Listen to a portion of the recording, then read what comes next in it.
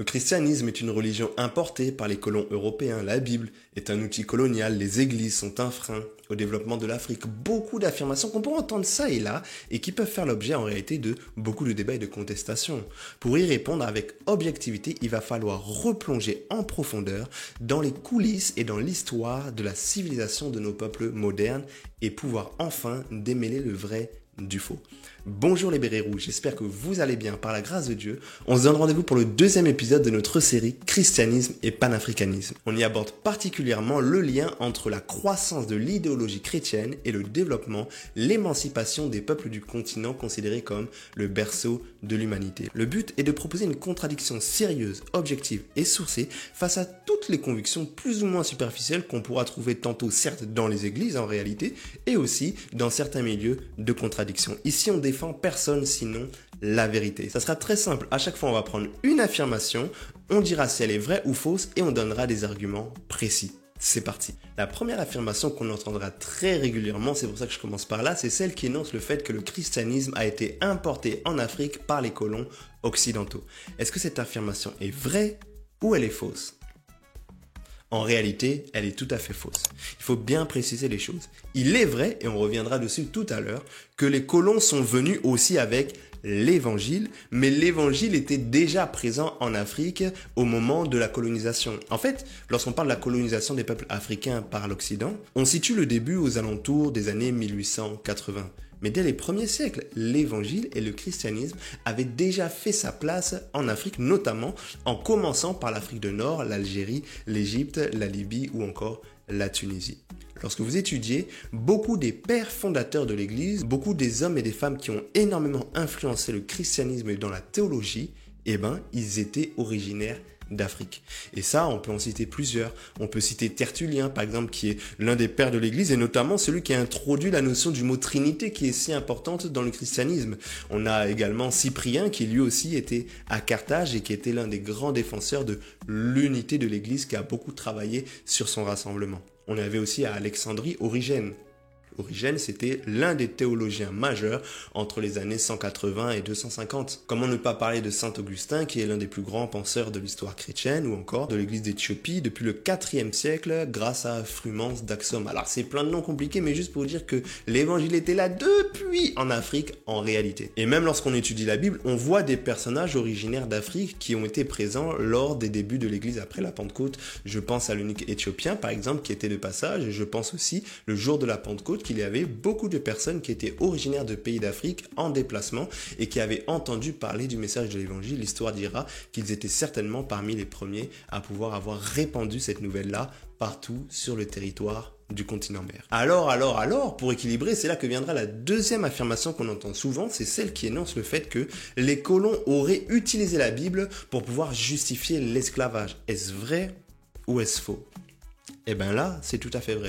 Et en réalité, c'est quelque chose qui est dramatiquement terrible. En fait, il est vrai que les colons occidentaux ont utilisé la Bible pour asseoir leur domination sur les peuples qu'ils ont réduits en esclavage. Et ça, c'est quelque chose de terrible. Alors, certes, on ne trouvera pas un document dans lequel il est écrit « À partir de maintenant, nous allons utiliser la Bible pour pouvoir… » Non, c'est pas écrit littéralement, mais lorsqu'on voit comment ils ont utilisé les textes bibliques et le code noir qui régissait en réalité le cadre légal de l'esclavage, on voit que plusieurs éléments font mention de l'utilisation de la Bible et de la foi chrétienne. En fait, si on regarde, ce qui se passe, c'est que lorsque on regarde attentivement, on voit que la Bible qu'avaient les colons et la Bible qu'ils apportaient pour les esclaves, c'était même pas la même Bible.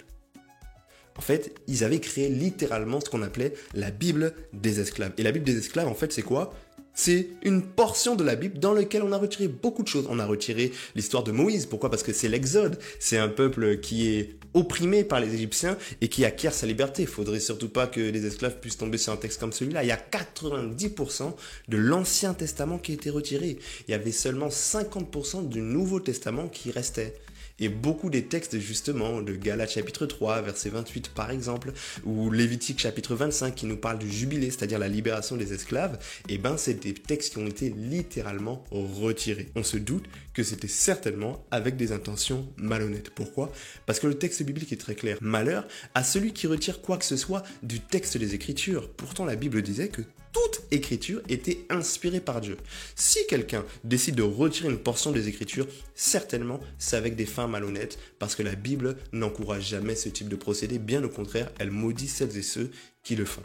D'ailleurs, c'est aussi important de dire qu'en même temps que les colons allaient avec leurs missionnaires pour évangéliser les esclaves, on avait aussi de véritables missionnaires qui, eux, se battaient pour que l'évangile dans son entièreté soit prêché et qui étaient même en lutte contre l'esclavage. On peut citer par exemple William Wilberforce, je pense qu'il était anglais, britannique précisément, et qui avait lutté justement contre l'abolition de l'esclavage à cause de ses convictions religieuses et chrétiennes. La troisième affirmation qu'on va entendre parfois dans certains milieux panafricains, c'est celle qui va énoncer le fait que la Bible, en réalité, elle encourage l'esclavage. Alors, est-ce que c'est vrai?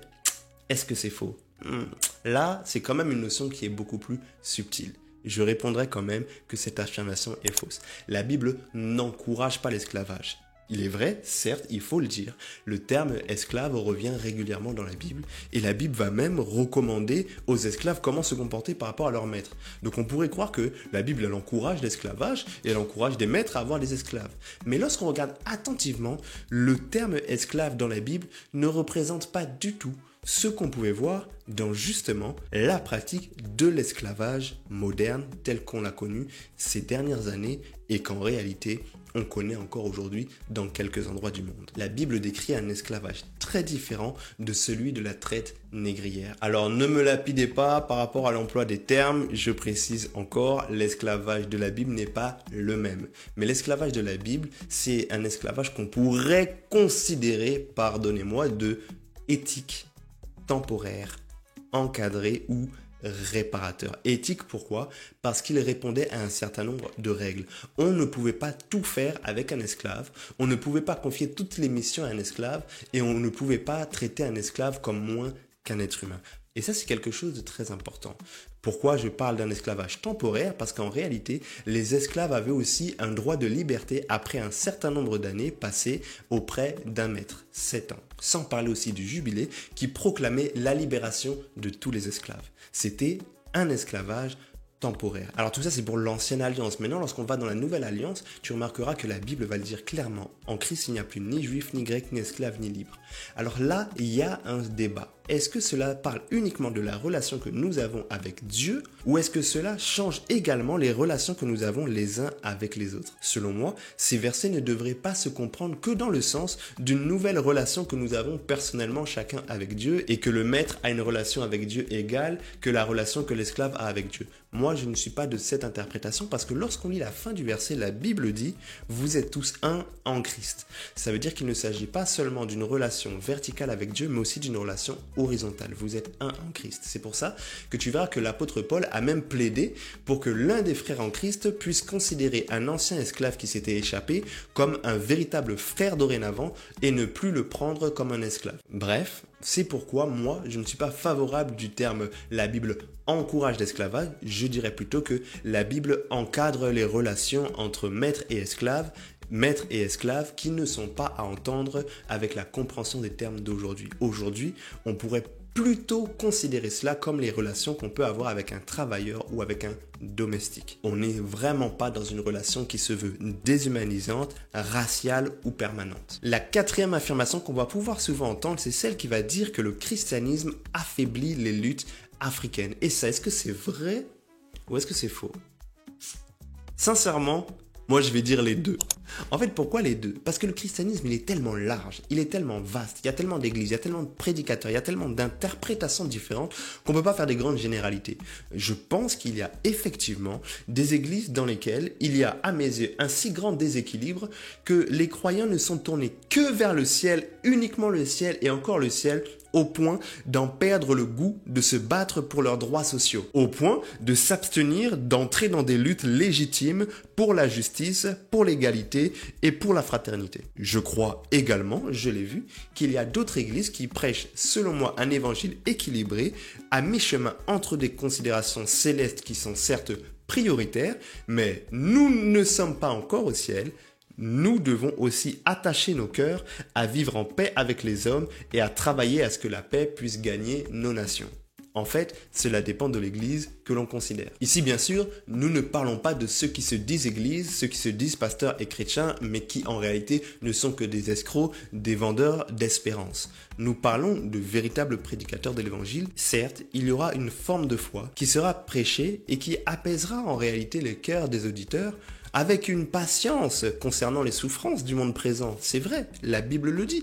Les souffrances du temps présent, en réalité, sont passagères. Et ces personnes, c'est vrai, ne se battront peut-être pas autant que certaines personnes qui n'ont pas l'espérance d'un salut éternel et qui n'ont que cette terre pour connaître le bonheur. Mais il y a donc aussi une interprétation de l'évangile différente qui va pousser le croyant à s'impliquer dans le social et dans la société comme un représentant des valeurs de Dieu. Et c'est pour ça que vous allez voir que beaucoup des grands militants, qu'ils soient panafricains ou progressistes, étaient également des chrétiens. On peut parler de Nat Turner en 1831 qui est mort pendu, qui était un prédicateur de l'évangile noir et qui s'est battu pour faire avancer la cause. On peut parler aussi de Sojourner Truth par exemple, qui était une femme chrétienne et qui s'est battue pour faire avancer les droits civiques. On peut parler de Harriet Tubman par exemple, qui était anti-esclavagiste, antiraciste et puis féministe sur la fin de son parcours et qui aujourd'hui est une figure dans la lutte contre l'antiracisme. Dites-vous, cette dame était même planifiée pour être le visage sur les billets de $20 aux États-Unis à partir de 2020. Après, le président Trump en a décidé autrement. Et puis, comment ne pas parler de Martin Luther King Jr., pasteur baptiste, figure incontournable de la lutte sociale pour les populations noires dans le monde, qui citait la Bible dans chacun de ses discours. Alors, est-ce que le christianisme affaiblit les luttes? Oui et non. Ça dépend de quel christianisme. Pour ma part, je l'ai déjà dit, je suis pour un évangile qui est certes la tête au ciel, mais les deux pieds sur la terre. Je pense tout à fait que la mission des chrétiens, ce n'est pas simplement de prêcher le Christ, mais également de démontrer et d'imposer les valeurs du Christ dans la société, valeurs de paix, d'amour, d'équité, de justice et de tolérance. La cinquième affirmation qu'on va entendre également, c'est celle qui va prôner le retour aux spiritualités africaines. Il faut quitter le christianisme et retourner aux spiritualités ancestrales. Qu'est-ce qu'on en pense? Vrai ou faux? Selon moi, faux. Pourquoi? Parce qu'en réalité, cette tournure de phrase, elle est malicieuse. Elle sous-entendrait que le christianisme, parce qu'il vient d'ailleurs, ne serait pas légitime pour un Africain. Mais c'est tout à fait faux, parce que les personnes qui disent ça, en réalité, détournent l'histoire en faisant comme si le christianisme venait de l'Occident. Et dans un sentiment anti-impérialisme occidental, ils vont mettre l'évangile dedans. L'évangile, il vient pas de l'Occident. L'évangile, il vient de l'Asie. Non seulement l'évangile vient de l'Asie, mais Jésus lui-même n'a pas posé les pieds en Europe. Par contre, il a posé les pieds en Égypte, c'est-à-dire en Afrique. Lorsque nous lisons la Bible, nous avons peu de mentions de l'Europe, certes l'épître aux Romains, mais la plupart des voyages missionnaires de l'apôtre Paul étaient aussi en Asie. Donc le christianisme n'a rien à voir avec l'Occident d'abord. Puis parler de retourner aux spiritualités africaines ou spiritualités ancestrales, ça serait partir du principe que tout ce qui est africain est bon et tout ce qui est de l'extérieur est mauvais.